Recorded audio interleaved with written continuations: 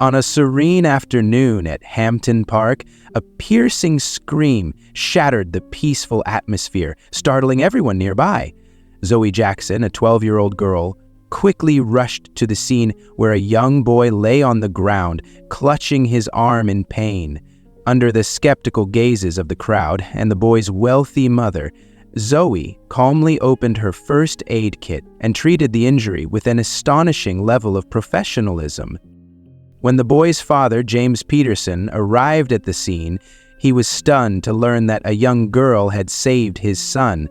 But the true surprise came when they discovered that Zoe wasn't just a bright child. She carried a story of loss and an unshakable dream to overcome adversity and change the world. But before we dive deeper into the story, let me know where you're watching this from in the comments below. And if you enjoy this story, don't forget to subscribe and hit the notification bell so you won't miss future stories. Charleston, a city where history whispers through cobblestone streets and ancient oak trees draped in Spanish moss, thrives on the dichotomy of its past and present. Tourists marvel at the beauty of the grand mansions in the French Quarter, while just a few blocks away, crumbling houses tell a story of poverty and struggle. Invisible boundaries dividing the privileged elite from the hard-working underprivileged. It is a place of contrasts, a city where old traditions clash with modern ambitions, and where lives from different worlds rarely collide. Zoe Jackson belongs to the Charleston of narrow alleys and modest homes. At just 12 years old, she exudes a sense of purpose beyond her years. Her caramel brown eyes burn with quiet determination, a trait honed by loss and struggle. 2 years ago, Zoe's world shattered when her younger brother Daniel succumbed to an undiagnosed illness. The memory of his weak frame trembling in her arms as she begged the emergency room staff to see him haunts her every night. Her grief has become her fuel, igniting an unshakable dream to become a doctor. Zoe is a star in her small middle school. Teachers marvel at her ability to grasp complex concepts, particularly in science, where her passion for biology and anatomy sets her apart. When she isn't buried in library books or scribbling notes for her homemade medical journal, Zoe volunteers in a local clinic, shadowing the nurses as they care for patients who can't afford hospital fees. "You're going places, Zoe." One of the nurses often says, but Zoe knows that getting there will mean breaking through barriers society has erected around people like her. Her mother, Clara, is a seamstress, working tirelessly to make ends meet. Clara is the backbone of the family, juggling multiple jobs since Zoe's father walked out on them years ago. Life is hard, but Clara's unwavering faith in Zoe provides the foundation for her daughter's dreams. Yet the world often reminds Zoe that ambition is not enough. In Charleston, where skin color and income determine one's future, the odds are stacked against her. But Zoe is no stranger to fighting for what she believes in. One day, she tells herself as she looks up at the sky, "I'll save lives and no one will ever feel as helpless as I did." On the other side of Charleston, the Peterson family resides in a sprawling colonial estate surrounded by manicured gardens. The Petersons epitomize wealth and status, their lives seemingly perfect to the outside world. Sarah Peterson, the matriarch, is a woman of unrelenting precision. Her days are meticulously planned, from managing the family's social calendar to supervising her staff. Yet beneath her polished exterior lies a woman obsessed with perfection, not for herself, but for the image of her family. Ethan Peterson, Sarah's only child, is an 8-year-old boy who often feels like an accessory to his mother's ambitions. Shy and introspective, Ethan is frequently lost in the shadows of expectations he cannot meet. At school, his expensive clothes and toys do little to mask his loneliness. Other children sense his isolation, mocking him for his quiet nature. "Mom says I need to be stronger," he once confided to the family's housekeeper, Mary. But even at home, Ethan is invisible. His father, Henry, a corporate lawyer, is rarely around, and Sarah's affection feels more like a performance than genuine love. Unlike Zoe, Ethan's life is one of abundance, but emptiness. He has everything money can buy, private tutors, the latest gadgets, and exotic vacations, but lacks the one thing he craves most: someone who truly sees him. His world is pristine but cold, a gilded cage that keeps him yearning for connection. Don't forget to like if you find this story meaningful to you, and subscribe so you don't miss the next stories. These two lives, so starkly different, are on the verge of colliding. A chain of unforeseen events will soon bring Zoe and Ethan face to face, challenging their perceptions of the world and forcing them to confront the invisible barriers that separate them. In the bustling heart of Charleston, where history and progress meet, destiny is about to weave their stories together. Neither knows it yet, but their encounter will alter the course of their lives forever. The warm afternoon sun bathed Hampton Park in a golden glow, with laughter and the hum of families filling the air. Zoe Jackson sat on a bench near the park's edge, her warm fur aid kit resting by her side. She often came here to read or sketch diagrams for her imaginary medical cases, but today a commotion pulled her attention from her notebook. A piercing scream cut through the serene atmosphere, silencing the chatter and sending a ripple of concern through the crowd. Zoe snapped to attention, instinctively grabbing her kit and scanning the area for the source of distress.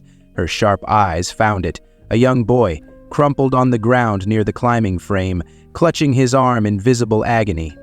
A group of adults circled him, their faces painted with panic but offering no immediate assistance. Zoe pushed her way through the crowd with calm determination. "Excuse me," she said, her voice firm but respectful. The onlookers stepped aside, revealing the boy's mother, a striking woman dressed impeccably in a tailored blouse and pearls. Sarah Peterson knelt beside her son Ethan, her usually composed face etched with fear and indecision. "I can help," Zoe said, kneeling down and opening her first aid kit. Her confident tone belied her age, catching Sarah off guard. For a moment, Sarah hesitated. Her eyes swept over Zoe, taking in her simple clothes, her dark skin, and her youth. Doubt flickered in Sarah's eyes, but Ethan's wailing broke through her hesitation. "Please," she said softly, her voice trembling. "Do what you can." Zoe offered a reassuring nod and turned her focus to Ethan. "Hi, my name's Zoe.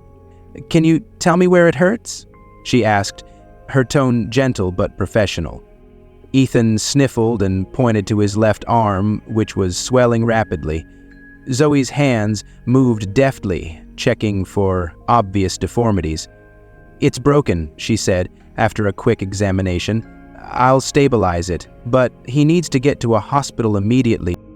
The crowd, initially skeptical, now watched in stunned silence as Zoe worked. She tore strips of fabric from her own shirt to fashion a makeshift sling, her movements precise and deliberate. "Hold still, Ethan. I know it hurts, but this will help," she said softly, her voice soothing. Ethan's sobs subsided slightly, replaced by quiet sniffles as Zoe secured his arm. Just as Zoe finished, a sleek black car screeched to a halt near the park entrance. A tall man in a crisp suit emerged, his commanding presence parting the crowd as he hurried toward them. James Peterson, Ethan's father, exuded authority, but his face paled when he saw his son's tear-streaked face and the bandaged arm. "What happened?" he demanded, his voice tinged with those worry and frustration. Sarah stood and gestured toward Zoe. "She helped him," she said, her voice still shaky. "Ethan fell, and his arm is broken. She stabilized it." James's eyes darted to Zoe, his expression shifting from skepticism to surprise. "You did this?" he asked, his tone tinged with disbelief. "Yes, sir," Zoe replied, meeting his gaze with steady confidence. "It's not a professional job, but it'll hold until he gets proper care." James's brow furrowed, but before he could respond, Ethan piped up. "Dad, she made it hurt less," he said, his voice small but earnest. James knelt beside his son, inspecting Zoe's handiwork. It was rudimentary but solid, the work of someone with a clear understanding of first aid. "I thank you," James said, his tone softening. "We'll take it from here." Zoe nodded, packing up her kit. She expected that to be the end of it, but as she stood to leave, Sarah's voice stopped her. "Wait, you handled that like a professional. Are you studying medicine?" Zoe hesitated, unsure how much to reveal. "Not yet," she admitted. "I'm only 12, but I want to be a doctor someday." James's eyebrows shot up. 12? He echoed, glancing at Sarah. "You telling me a 12-year-old just did that?" The tension in Sarah's face eased slightly as she looked at Zoe with a mix of curiosity and respect. "Where did you learn to do that?" "My brother," Zoe replied, her voice softening. I couldn't save him, but I promised myself I'd learn to help others." A brief silence followed, the weight of her words settling over the group. James and Sarah exchanged a glance, an unspoken understanding passing between them. Finally, Sarah spoke. "We owe you, Zoe. Can we give you a ride? It's the least we can do." Zoe hesitated. She wasn't used to accepting favors, but something in Sarah's tone told her this was more than a polite offer. Reluctantly, she nodded. "Thank you." As they drove through Charleston, the city's divisions became starkly apparent. The Petersons' luxury car, with its leather seats and polished wood trim, felt worlds away from the bus Zoe usually took home. Sarah sat in silence, stealing glances at Zoe in the rearview mirror, while Ethan rested his head on his father's shoulder, his pain dulled by Zoe's quick thinking. When they reached the hospital, James insisted on covering Ethan's medical expenses personally, brushing off Zoe's protests. "It's the least we can do," he repeated firmly. Before they parted ways, Sarah pressed a business card into Zoe's hand. "If you ever need anything," she said, her voice uncharacteristically warm, "don't hesitate to call." Zoe didn't know it then, but this moment marked the beginning of a journey that would forever intertwine her life with the Petersons. The barriers separating their worlds had been breached, and neither side would emerge unchanged. As she walked home under the fading sunlight, Zoe couldn't shake the feeling that her life had just taken a turn she couldn't yet understand. In the days following the incident at Hampton Park, Sarah Peterson found herself unable to shake thoughts of Zoe Jackson. The girl's poise under pressure, her skill in tending to Ethan, and the maturity far beyond her years fascinated Sarah. Driven by curiosity, she made discreet inquiries through a friend who volunteered at the clinic where Zoe often helped. What she learned left her astonished. Zoe wasn't just a bright student, she was extraordinary. Despite her young age and modest upbringing, she had a near-encyclopedic knowledge of anatomy and first aid. The clinic staff spoke highly of her, often recounting how Zoe stayed after school to learn about medical procedures or offered comfort to patients waiting for care. What struck Sarah the most, however, was Zoe's story. She learned about the tragedy of Daniel, Zoe's younger brother, who had passed away from a genetic condition that doctors failed to diagnose in time. Zoe's relentless pursuit of medicine was fueled by that heartbreak. She wanted to ensure that no other family would endure what hers had. One evening, Sarah shared her findings with James over dinner. "She's remarkable, James," Sarah said, her voice tinged with admiration. "We need to do something to support her." James nodded thoughtfully. "Invite her family to dinner. Let's understand their situation better. Maybe there's a way we can help without making it seem like charity." When Sarah extended the invitation, Clara Jackson was hesitant. The idea of dining with the Petersons, a family so obviously wealthy and socially removed from their own struggles, felt intimidating. But Zoe, eager to make connections that might help her achieve her dream, persuaded her mother to accept. On the evening of the dinner, Clara and Zoe arrived at the Peterson mansion, a sprawling estate that seemed to gleam with opulence. Clara's modest dress and Zoe's carefully ironed Sunday best stood in stark contrast to Sarah's silk blouse and James's tailored suit. The initial moments were tense. Clara sat stiffly in her chair, her gaze wary as she took in the grandeur around her.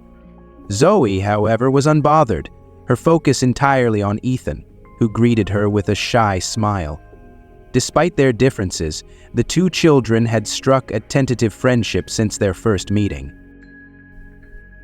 Over dinner, the conversation began awkwardly. James tried to ease the tension by asking about Zoe's interests. When she spoke about her passion for medicine, her eyes lit up and her excitement was infectious.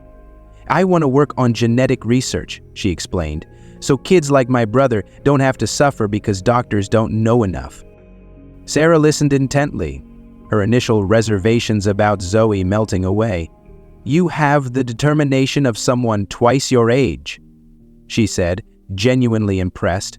"James, don't you think we could help her connect with someone at Charleston Medical University?" "Absolutely," James replied. "Zoe, I can arrange for you to sit in on some lectures or shadow a researcher. Would you like that?" Before Zoe could answer, the room's atmosphere shifted abruptly. Sarah's phone buzzed with an urgent notification. She glanced at the screen, her face paling. "Excuse me for a moment," she said, stepping out of the room. While the adults continued their conversation, Zoe excused herself to find Ethan. She discovered him upstairs in his bedroom, surrounded by various tools and gadgets. On his desk was a makeshift contraption, a crude device he'd constructed based on Zoe's earlier explanations of a simple medical apparatus. "Ethan, what are you doing?" Zoe asked, a mix of curiosity and concern in her voice. "I wanted to try something," Ethan admitted sheepishly. "You said doctors use tools like this to check blood pressure, right? I wanted to make one." Zoe's initial annoyance softened. She admired his curiosity, but was worried about his execution. "Ethan, you can't just build something like this without knowing exactly how it works. Let me see it." Before Zoe could intervene, Ethan pressed a button on the device, and a sudden hiss of air escaped. His face turned pale, and he stumbled back, clutching his chest. "Zoe, I feel dizzy." Aloud, Zoe caught him before he collapsed entirely. His breathing was shallow, and his pulse raced beneath her fingers. Adrenaline surged through her as she assessed the situation. Ethan's symptoms suggested a potential reaction to the device or an underlying condition exacerbated by the stress. "Stay with me, Ethan," Zoe said firmly, her voice calm despite the panic swelling in her chest. She shouted for help, her cries echoing down the hall. Within moments, Sarah, James, and Clara burst into the room. "What happened?" Zara demanded, her voice trembling as she saw her son lying limp in Zoe's arms. "There's no time to explain," Zoe said. "We need to keep him stable until the ambulance arrives. Do you have an EpiPen or anything similar?" James scrambled to find the medical kit, and Zoe directed Clara to prop Ethan's legs up to improve circulation. As she worked, Sarah watched in stunned silence, the image of this young girl taking charge etched into her memory. By the time the paramedics arrived, Ethan's condition had stabilized thanks to Zoe's quick thinking. As he was loaded into the ambulance, Sarah placed a hand on Zoe's shoulder. "You saved him. Again," she said, her voice breaking. The days following the incident were transformative for both families. Ethan recovered quickly, but the Petersons' gratitude toward Zoe was immeasurable. Sarah began involving Zoe in more activities, arranging for her to meet medical professionals and encouraging her to dream big. For Zoe, the experience was equally profound. For the first time, she felt like her skills and determination were being recognized beyond her community. Her bond with Ethan grew stronger as he began to see her not just as a friend, but as someone he looked up to. However, the growing connection between the Jacksons and the Petersons did not go unnoticed by Charleston's tightly knit social circles. Whispers began to circulate about the Petersons' unusual association with a family from the other side of town. Some of Sarah's friends expressed concern, cloaking their disapproval in polite remarks. "It's admirable that you're helping her," one friend said. "But don't you think you're overstepping?" Sarah bristled at the insinuation but couldn't ignore the underlying tension. Even within her own household, there were challenges. The housekeeper, Mary, had always been protective of Ethan, but she viewed Zoe's presence with suspicion. "She's a bright girl," Mary said one evening, "but don't forget where she comes from." The Jacksons too felt the strain. While Clara was grateful for the Petersons' support, she worried about the long-term implications. "They're kind now," she warned Zoe, "but don't let them make you feel like you owe them everything." Despite these undercurrents of conflict, the bond between the families deepened. Sarah and Clara found common ground in their shared desire to provide better futures for their children, and James began mentoring Zoe, impressed by her ambition and resilience. As the two families navigated their growing connection, the societal divides between them became impossible to ignore. Yet, in the midst of these challenges, Zoe's dream of breaking barriers, both personal and societal, grew stronger. She was no longer just a girl from the other side of Charleston. She was a force of change, bringing two worlds together despite the odds. But the journey was far from over. The cracks in their newfound unity hinted at struggles yet to come, leaving both families to wonder whether their bond could withstand the weight of the world pressing against them. The grand ballroom of Charleston's finest hotel buzzed with excitement as the city's most prominent doctors, researchers, and philanthropists gathered for the annual Medical Advancement Gala. Glittering chandeliers illuminated the room, and the humid atmosphere overpowered Zoe's terrible headache and cold memory. Amid this sea of seasoned professionals stood Zoe Jackson, the 12-year-old girl who had earned an unlikely spot on the evening's agenda. Her research, centered on addressing medical inequities in underserved communities, had drawn attention for its depth and originality. Zoe smoothed her dress nervously, clutching a folder of notes.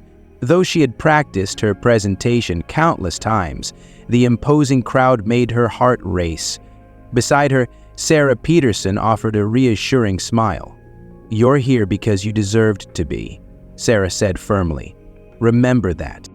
Zoe nodded, trying to steady her breathing. As she approached the stage, a ripple of murmurs passed through the audience. Whispers of skepticism grew louder, and a group of older doctors, clustered near the front, exchanged dismissive glances. "Is this some kind of joke?" one of them muttered, loud enough for Zoe to hear. "A child presenting at a gala like this? What could she possibly know that we don't?"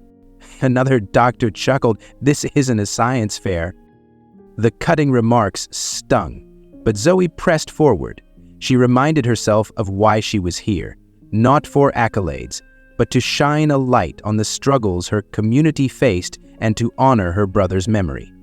Still, as she stepped behind the podium, the weight of the audience's judgment bore down on her. The MC introduced Zoe with an enthusiastic flourish, but the applause was tepid at best. Taking a deep breath, Zoe began her presentation. Her voice, though steady, was tinged with determination. "I grew up in a community where access to basic health care is a privilege, not a right," she said. "I've seen firsthand how the lack of early intervention can turn treatable conditions into tragedies. My research explores low-cost diagnostic tools that can make healthcare more accessible."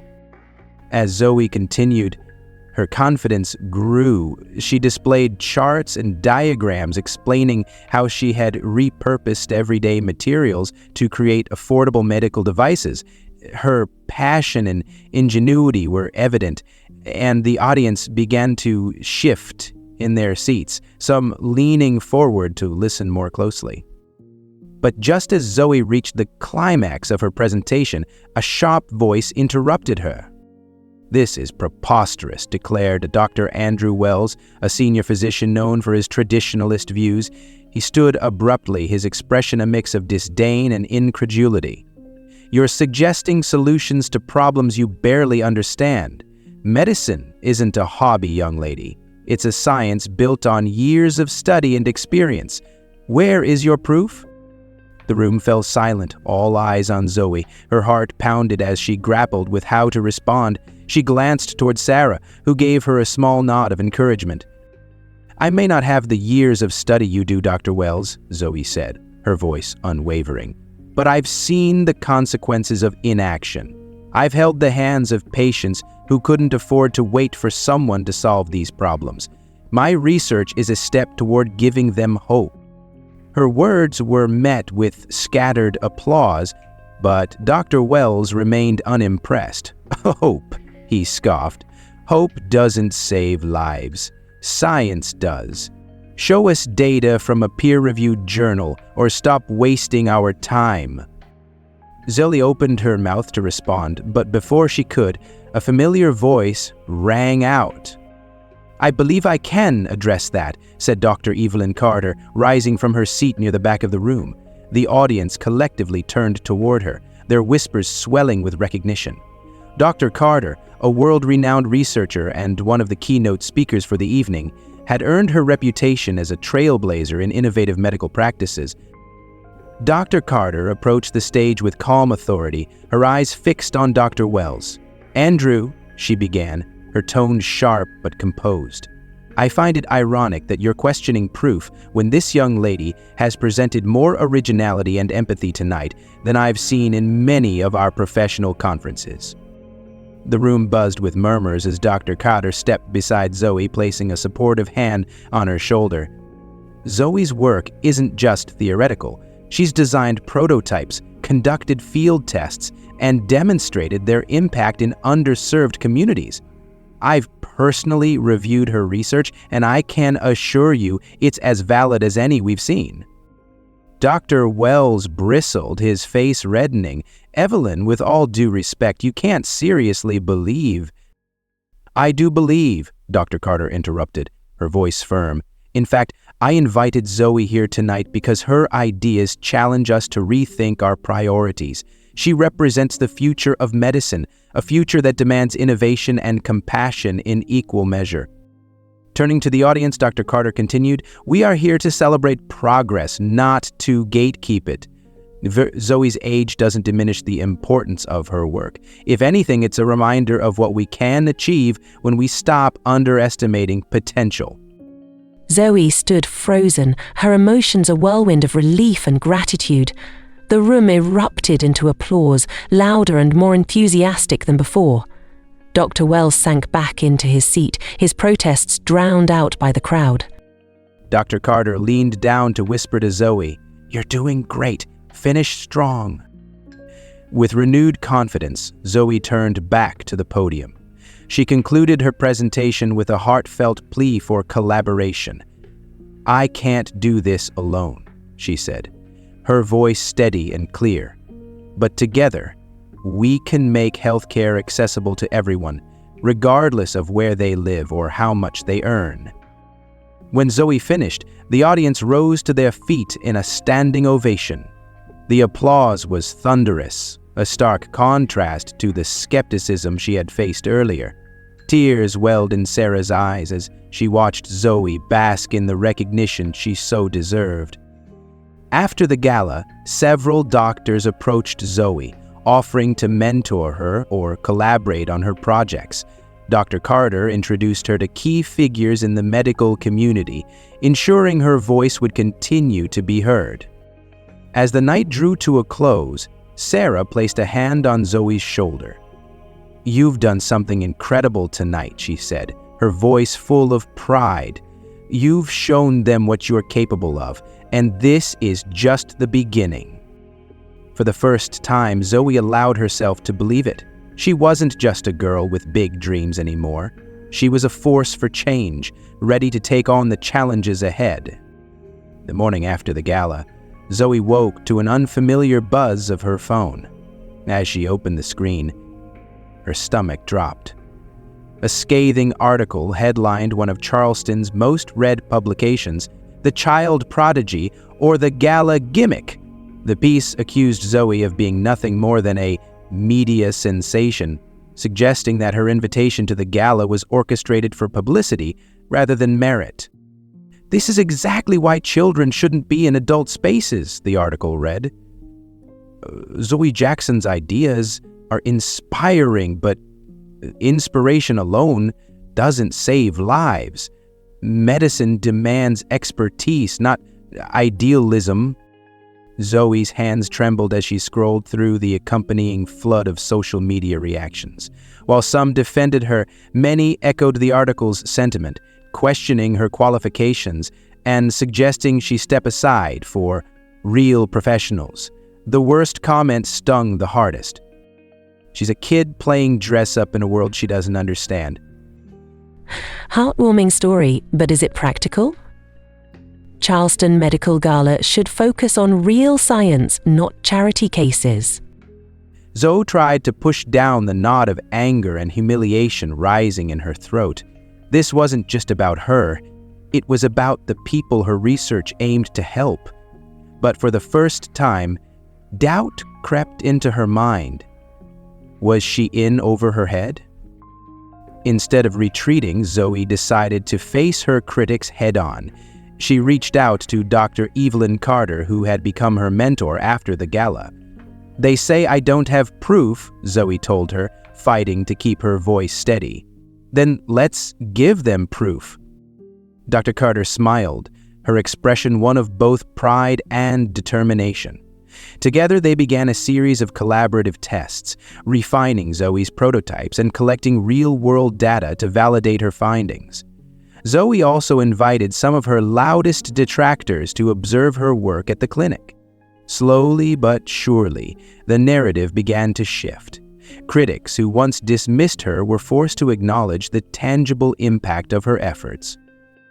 But even as Zoe reclaimed some of her credibility, another storm brewed, one she had no control over. While Zoe fought to prove herself, the Peterson family bore the brunt of Charleston's unforgiving elite. Whispers at dinner parties turned into overt cold shoulders. Invitations once abundant now arrived sporadically, if at all. James noticed fewer calls from his business partners, while Sarah overheard cruel remarks during a charity luncheon. "They've aligned themselves with those people," one woman sneered. "Sarah's judgment is slipping." At home, tension simmered. James, typically calm and diplomatic, slammed a stack of papers onto the dining table one evening. "Another client pulled out," he said, his voice tight with frustration. "This isn't just gossip anymore, it's affecting our business." Sarah bristled. "So, what are you suggesting? That we turn our backs on Zoe?" "I'm suggesting we think about our family," James retorted. "We've supported Zoe and will continue to, but not if it comes at the expense of our livelihood." The argument hung heavy in the air, and for the first time, Sarah doubted their decision. But when she looked at Ethan, whose life Zoe had saved twice, she felt her resolve strengthen. "We wouldn't even have a family to protect if it weren't for her," Sarah said quietly. "I'm not giving up on her. Not now. Not ever." That night, Sarah drafted a fiery response to her critics, publishing an op-ed in defense of Zoe. "If we silence voices like Zoe's," she wrote, "we lose more than just potential solutions. We lose hope." The backlash intensified for a time, but Sarah and James stood firm. Yet, as their lives grew increasingly isolated, it became clear that the cost of doing the right thing was higher than they had anticipated. In the midst of these challenges, Zoe's relationship with Ethan began to fray. Once her biggest supporter, Ethan now felt like a distant shadow in her ever-buzzy world. As Zoe spent long hours refining her research and attending meetings with Dr. Carter, Ethan struggled with feelings of abandonment. "I barely see you anymore," Ethan said one afternoon, his voice tinged with hurt. "You care more about your work than you do about me." "That's not true," Zoe replied, but her protest sounded hollow, even to herself. She had been so focused on proving her worth to the world that she hadn't noticed how much Ethan had been slipping away. Eager to prove his own worth, Ethan threw himself into the science club at school, determined to show Zoe he was just as capable. But his determination led to recklessness. One afternoon, while attempting an experiment inspired by Zoe's designs, Ethan miscalculated the pressure in a homemade device. The resulting explosion shattered a beaker, sending shards of glass flying. Zoe was at the clinic when the call came. Rushing to the hospital, she found Ethan with a bandaged hand and a bruised ego.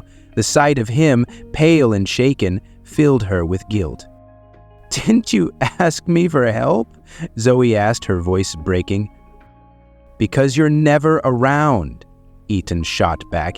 "You're too busy being a genius to notice me." The words stung, but Zoe knew he was right. She knelt beside him, tears streaming down her face.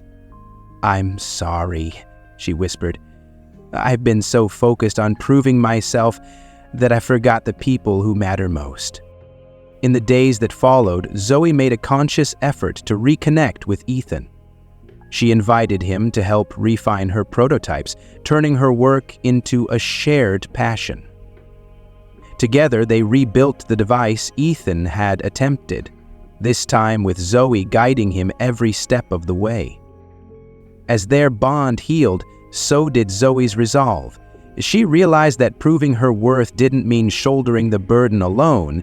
It meant lifting others up alongside her. Though the road ahead remained uncertain, Zoe emerged from these trials stronger than ever. The media's skepticism, the social ostracism faced by the Petersons, and the rift with Ethan had tested her in ways she never anticipated. But with each challenge, she found allies who believed in her vision, and together they forged a path forward. For Zoe, the journey was just beginning. But as she looked around the table at the Petersons and her own family united despite their differences, she knew she wasn't walking that path alone. A year after the gala, the Jackson and Peterson families stood together on the grounds of Hampton Park, the very place where their story began.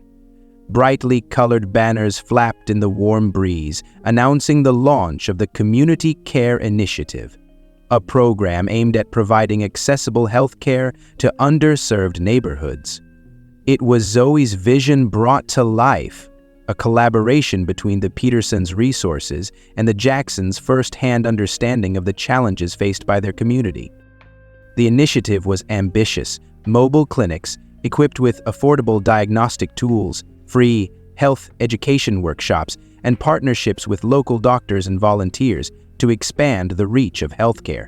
Zoe's prototypes had evolved into fully functioning devices thanks to the expertise of Dr. Evelyn Carter and a team of researchers who had been inspired by her work.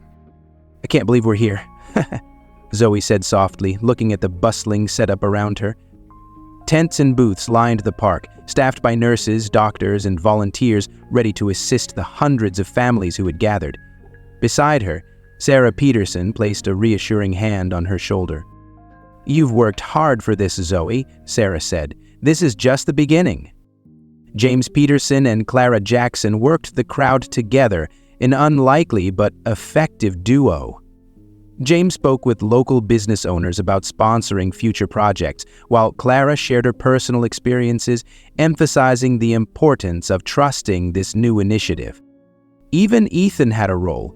He and Zoe had grown closer in the past year, and today he managed the booth, demonstrating Zoe's affordable diagnostic kits. "This device might look simple," he explained to curious attendees, holding up a compact blood pressure monitor, "but it could save lives by catching problems early." The collaboration between the two families was seamless. What had once been a chasm of social differences was now a bridge built on mutual respect and shared purpose. As Zoe watched them work, she felt a surge of pride, not just for what they had accomplished, but for how far they had come. As the clock struck noon, a hush fell over the crowd. All eyes turned to the stage, where Zoe stood waiting behind the podium. She adjusted the microphone, her hand steadied despite the weight of the moment. Dr. Carter stood beside her, giving an encouraging nod. Zoe began with a deep breath, her voice clear and strong. A little over a year ago, I stood in front of a room full of people who didn't believe I belonged there. Some of them doubted me because of my age, my background, or the audacity of my ideas. And to be honest, I almost believed them. The crowd listened intently, many nodding as Zoe's words resonated. But what I've learned since then is that change doesn't start with the perfect circumstances. It starts with a decision to say, this isn't good enough, and to do something about it. I mean, the bread for us here is great food, but it's like this is what brought us here today. She paused, scanning the crowd, her gaze landing on familiar faces. Her mother, Clara, who had sacrificed so much to support her dreams. Sarah and James, who had stood by her even when it cost them socially. And Ethan, whose quiet grin gave her the confidence to continue. This initiative isn't about one person, she continued. It's about all of us coming together to make healthcare a right, not a privilege, to ensure that no child has to lose a brother or sister because they couldn't afford care, to prove that a small act can change an entire community. Programs were met with thunderous applause. When the noise subsided, Zoe concluded with a challenge. This is just the beginning, but real change requires all of us to act. So I'm asking each of you, what will you do to make a difference? As she stepped off the stage, Zoe was met with hugs and handshakes. The ceremony continued with demonstrations, free medical checkups, and sign-ups for future clinics. The atmosphere buzzed with hope and possibility as families realized the tangible benefits of the initiative. The impact was immediate. By the end of the day, over 200 individuals had received health assessments, and dozens of volunteers had pledged their time to the cause. The community care initiative was already making a difference. As the event wound down, Zoe wandered through the crowd, savoring the joy and gratitude radiating from the attendees. A small tug on her sleeve caught her attention.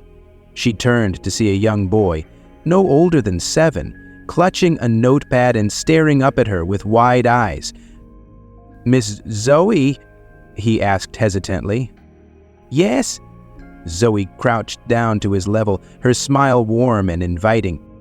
The boy held out his notepad, which was filled with crude sketches of hospital beds and stick figures in white coats. "I want to be a doctor like you," he said earnestly, but I don't think I'm smart enough." Zoe's heart swelled with emotion. Taking his hand gently, she said, "You're already smart enough. You just have to believe it and work hard. Dreams don't come true overnight, but step by step you'll get there.